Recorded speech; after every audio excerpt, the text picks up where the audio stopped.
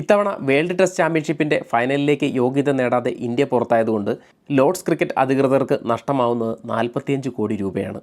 ഇത് വിചിത്രമായ ഒരു കണക്കായിട്ട് നമുക്ക് തോന്നിയേക്കാം, എന്നാൽ ഇതാണ് വസ്തുത.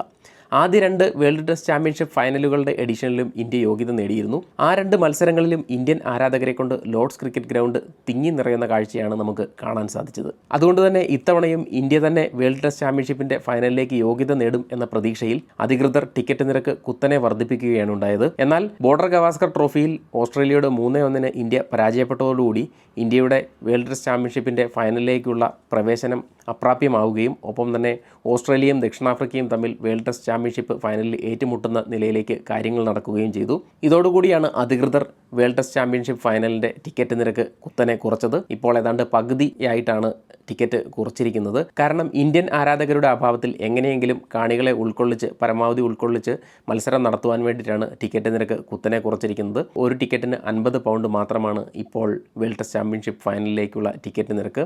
ഇതുവഴി 45 കോടി രൂപയുടെ നഷ്ടമാണ് ലോർഡ്സ് ക്രിക്കറ്റ് അധികൃതർക്ക് ഉണ്ടായിരിക്കുന്നത്. ഈ വരുന്ന ജൂൺ 11 മുതൽ 15 വരെയാണ് വേൾഡ് ടെസ്റ്റ് ചാമ്പ്യൻഷിപ്പിൻ്റെ ഫൈനലിൽ ഓസ്ട്രേലിയയും ദക്ഷിണാഫ്രിക്കയും തമ്മിൽ ഏറ്റുമുട്ടുന്നത്. ക്രിക്കറ്റ് ലോകത്തെ മറ്റൊരു വിശേഷവുമായി വീണ്ടും കാണാം.